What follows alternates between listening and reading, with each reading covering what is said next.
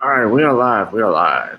And I'm coming at you with five. What's going on, everyone? Welcome to another episode of G Boot 2786. My name is Gavin Richard, and this is Gavin Richard Presents. Welcome to my channel. Trying to get a few more people in. I am starting a little late, but I was trying to do this. I didn't get a chance to go hit the gym like I wanted, and it got late. It closes. I don't know about you guys, but where I live, the closest Planet Fitness to my house, I have a subscription, is in New Orleans East area. Now, some of you are obviously my viewers. You don't live in New Orleans, but uh, you do know, and I know for the most part, Planet Fitness is open 24 hours across the country. Well, here they close at 11.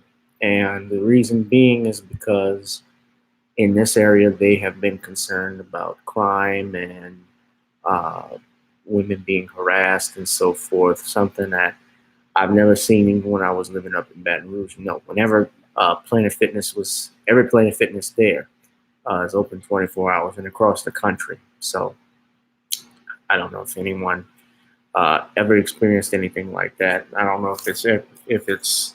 I don't. I certainly know it's not um, something that's national, because most of the time, even in the closest areas in New Orleans that I've been in, even in Metairie, they're open 24 hours. So we never had a problem like that. But this area, of course, is predominantly black, and when you have and yeah, there have been some issues with crime lately, but when you had their hours keep changing too, by the way, because originally after 24 hours they would close. At one point it was 12, if I'm not mistaken. It was the last time, but now they've set it up where they're closing, you know, early Monday through Thursday at 11 and opening at 5 in the morning during the weekdays, and then Fridays they open at 5, but then they'll close at 9 o'clock. Something, I've never experienced. I just think about that. It's actually it's a small gym too, but people frequent there to get in shape, and I've been doing it myself. I've lost weight. I think I've lost about 5 pounds or so. So I'm keeping up at it and keeping active. So, getting right into it. Who's in the chat room? Who's watching? Why don't you say something? Another issue, guys, that I'm having, I'm thinking of switching to Black Junction TV or doing more on my Patreon. Apparently, people have not been getting their notifications when I go live. I had someone complain about that, but YouTube is getting more, or have been infamous now in the last few months with kicking off many prominent Black YouTubers like Professor Black Truth. We've also heard them limiting views on people's channels. I've talked about this before too in previous videos. So, I'm considering doing that and moving on. In the meantime, I still do appreciate any support you could give to the channel. I do Google Pay. My email, Gavin, will be available. I'll put that in the description box, as well as Cash App and PayPal. I'll put all of that available for you guys a little later. So somebody say something. You're watching right now. Wonder if it's Regina. If it's not Regina, it's got to be Squeaky G. All right, another thing too. Can you guys hear me? Oh. Okay, I'm just trying to see if you guys can hear me. I got the fan on the spot. Well, I want to get into this. You guys probably have seen this and heard about it. It was trending all last night. I'm looking on my Google search box. They were talking about interview on Comedy Hype News with Richard Pryor's former bodyguard, Rashon Khan. Rashon was Richard's personal trainer and bodyguard. He was actually there the day Richard lit himself on fire. And of course, everyone knows that because the famous joke, obviously, from Richard Pryor live on Sunset Strip is he strikes a match and says, "What's this?" It says Richard Pryor running down the street. So, and Rashon Khan is alleged, and he's coming out with a book called Everything Wasn't Funny. And he did this interview with Comedy Hype News that was edited. I'm sure there's more stories that they're going to have, but Comedy Hype News put out almost a 5-minute clip where Rashon is talking about allegation that Richard Pryor Jr. was violated by Paul Mooney. Paul Mooney, of course, is a famous comedian and Richard Pryor's close friend and co-collaborator. They wrote many things together, including writing on Sanford and Son. They also wrote for Flip Wilson's show, if I'm not mistaken, or Richard wrote for Flip Wilson's show, as well as, excuse me, I had to decline a phone call. Yeah, for Flip Wilson's show. I know Richard was on there frequently. And coincidentally enough, Rashon Khan is the first cousin to Flip Wilson. And he was Flip Wilson's bodyguard as well. And he was also bodyguard, if I'm not mistaken, for Red Fox. If you saw the Unsung Hollywood on Red Fox, he spoke about that. So you had this clique that was together of comedians like Red Fox, Flip Wilson, George Carlin. George Carlin actually wrote on the Flip Wilson show as well in the early 70s. And Paul Mooney and Bill Cosby, all of those famous comedians that obviously knew each other and hung out with each other, Freddie Prinze Jr. and so forth. And Rashon obviously becomes a bodyguard to Richard Pryor, and he tells this story that Paul Mooney supposedly violated Richard's son when he was a young boy. Now, I don't know what to make of this. From my impression, treated it like it was 100% true about how we bring in. What's up, Theory? Hi, Gavin. I have a feeling that these allegations are a way to destroy Paul Mooney. Well, I'll get into that in a second. But let me start over. Now, of course, earlier today, and it's important to point this out, Richard Pryor Jr. did an interview with TMZ. I know I was talking about Willie D, but I'll get back to that. And he did state that he was molested. However, he did not mention Paul Mooney by name, which I found very interesting. He just confirmed and going to be interviewing Richard Pryor Jr. early in the day. They had it set up. He's outside of his, I don't know where it's at, but they meet with him outside, talking to him, and he confirms he was molested, but he says it wasn't consensual. However, he does not state that it was Paul Mooney. And according to Rashon is saying that this happened around the time, and these were his words, he said the only thing that Richard wanted to kill Paul Mooney and put out $1 million hit from Paul Mooney's life. And the only thing that saved him was Richard Pryor's accident in 1980 when he lit himself on fire. I have the article from TMZ in the chat description. Now, Richard Pryor Jr. is almost 60 years old today. He's 59. So at the time, I believe he was born in 1961, 62, he would have been 18, 19 years old. So legally speaking, he was an adult at the time this happened. Now, if you're talking something earlier on, obviously when he's anytime like 1978 and below that, then we're getting into a different story. Of course, he's still a teenager.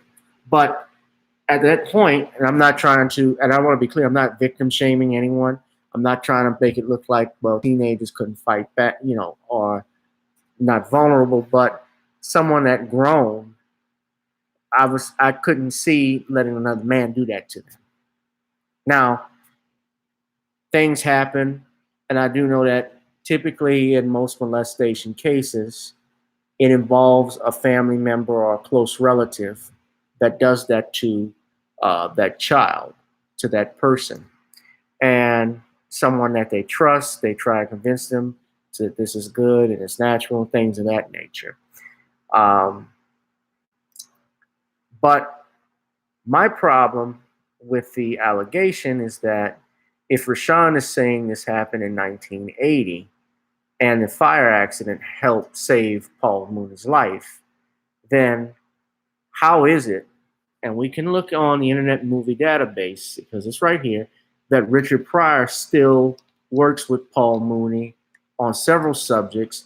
He worked with Richard doing his show Pryor's Place, which is for kids, if I'm not mistaken. He also is credited as a screenwriter for that show. So it says writing credits: Paul Mooney, Rocco Yuberski, and Richard Pryor. And this is in 1986. I've copied it and put it in the chat description. So how is it that during that night, from 1980 to 1986, right, that Paul Mooney molested Richard Pryor's son or violated him? These are Rashon's words. He didn't use the words rape. He just said violated and fucked him. Those were his words. And you can look at the Comedy Hype News. I think it's in the TMZ article as well, but if not, I'll add that for you.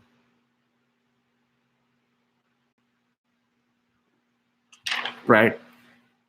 Yeah, it is an article. But how can you say, how can this happen?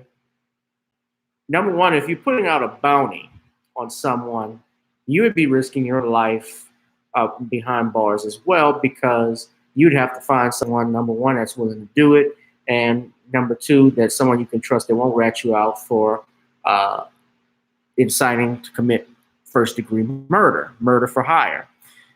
On top of that, the other thing I have is if someone did that to my child, I don't think, and that's a personal matter, I don't think a celebrity would hire someone to do that, or any man would hire someone to do that. They would do that themselves if that were my child, if that were their child.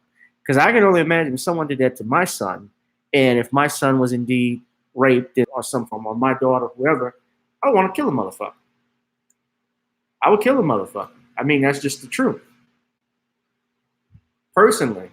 So I wouldn't go and hire someone to do that, and Richard would be taking a big hit. He would be taking a big risk if he did something like that. And then the other thing too is, if you look at the TMZ article as well, there is a picture back in the 90s where this is the point where Richard Pryor is sick, obviously from the multiple sclerosis that was damaging his body. He was wheelchair bound, but there's a picture of Paul Mooney standing right behind him and pushing his wheelchair. And they were hanging out with each other like they did in the 70s. You can look at it. And interesting enough, I've read Paul Mooney's autobiography, Black is the New White. It's no secret, as Richard Pryor even talked about this, that he engaged in sexual relations with transvestites. His daughter even confirmed it. This thing about him and Marlon Brando, I don't know about all of that shit that Quincy Jones was talking about. You know, a lot of people think Quincy Jones was messing with Tevin Campbell. You know, there have been questions about Quincy. I don't know how true any of that stuff is. I didn't hang out there. And when you hear stories like this, guys, I don't know about you, but it makes me really thankful that I'm not hanging out in Hollywood, Hollyweird, like talking about it. And our brother Willie D, I was saying earlier, he was commenting on it and he was treating it like it was true. And I don't know if Willie D believes it necessarily, if he thinks it's true, but I think that,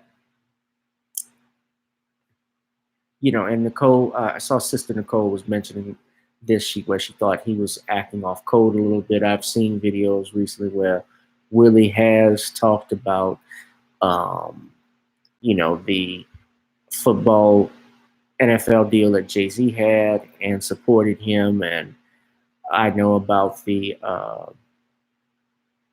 did a comment about the recent Marquis Davis, I believe, who was acquitted.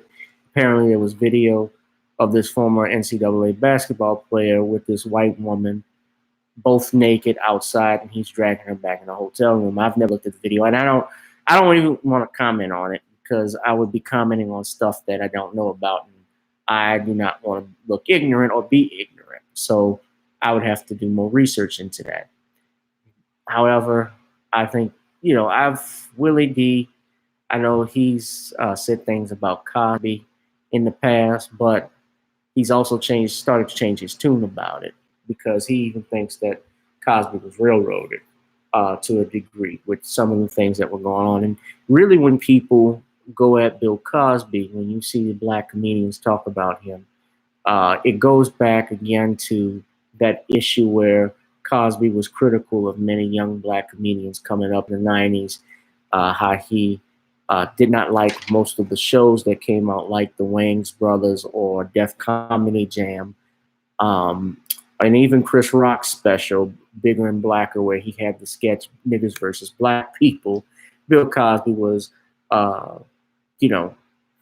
condemning. He condemned that. He did not support anything like that. And I can understand, being an elderly black man from the 1930s, why he had that mindset, why he probably did not like seeing kids, with their pants sagging, and he didn't understand the hip hop generation. But, it's very interesting, since I bring up Bill Cosby, that we've had recently now Bill Cosby being thrown in jail with allegations of rape and sexual assault. And Bill Cosby was not tried for rape. People say that all the time, but this was a sexual assault groping charge that he's sentenced for. And Paul Mooney was actually did defend Bill Cosby. And now, subsequently, a year after Bill Cosby is put in jail, and around the same time, Paul Mooney now is hit and facing these allegations. I did listen to Brother Ron Hurd, shout out to him for We All Be News, his interview with Paul Mooney's cousin. And of course, he denied it. He said that it's not true. And he even has questions about the timeline. And it's important to note that Rashon is coming out with a new book while he's doing it. So maybe that might be a reason he's trying to promote book deals. His book. Now, just like Beverly Johnson promoted her book that came out around the time the Bill Cosby allegations came out, and she said Bill Cosby drugged her. And that had to have been some hell of a high, like Judge Joe Brown said, because Whoopi Goldberg was asking her tough questions, and she really could not answer them fully. So I'm just of the point where I don't know what to do with this one. Paul Mooney is 78 years old. Richard Pryor Jr. is in his almost 60, so we're going to be talking about something that happened. Now, I did see Richard Pryor's former wife state that Paul Mooney did in fact do this because she had a videotape of Richard Pryor Jr. saying this at the funeral. My thing is, who records a fucking funeral? Who records stuff like that? Like, you record someone on tape saying they were raped. Police officers record that shit for evidence. You record your wedding. Never do I see, of course, there's some exceptions. People may record stuff at a funeral when someone speaks, and things can be televised if it's a celebrity, but I've never heard of something like that, where you're recording an actual statement from your stepson. And I've heard stories about Jennifer Lee Pryor, about allegations of elder abuse that I've heard. So, I've heard things about her, the family, having issues with her, the children in particular. So I don't know what to make of it, man. It's just it's Hollywood being Hollywood. I think that the truth will come out. I hope the truth comes out and we find out what happened. But you know, Paul Mooney is it's outside the statute of limitations if anything did happen, and we would have to know when and where. You know, I don't know what to make of it. I honestly don't. And theory, you're saying allegations are a way to destroy Paul Mooney. It could be. I'm just wondering why now. Why did Rashon say this? And damn it, if you went public with this, knowing that Richard Pryor Jr. told you about this and you didn't talk to him before releasing it, damn you for that. Because that's not something I would break out in public unless I got permission from the victim and the person I talked to. Because there's no way I would have gone public with something like that without talking to them first. If that's true, I don't know, but damn him if he did. I mean, if he didn't talk to Richard Jr. before going forward with that.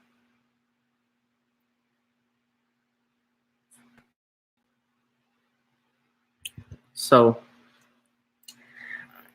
I'm just looking at this, guys, and I wonder who's next. Like who is actually going to be next to get the next celebrity they're going to go after?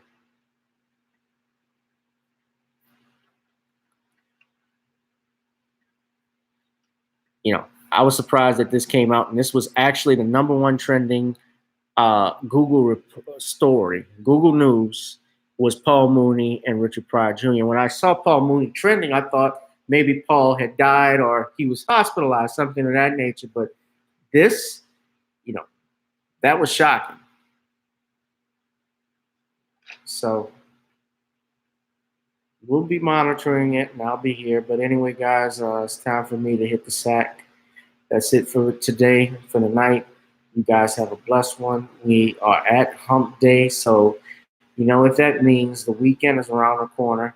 If you are not a first-time subscriber, please subscribe to this channel. Things are going to be coming up. I'm still working on doing some interviews. If anybody's in the chat box, y'all chat and say something. But we're going to be ending it right now. You guys be blessed. I will put up some more information in some of these links so you guys can check it out. But yeah, man, this is crazy. All right. I'm out, guys. Peace.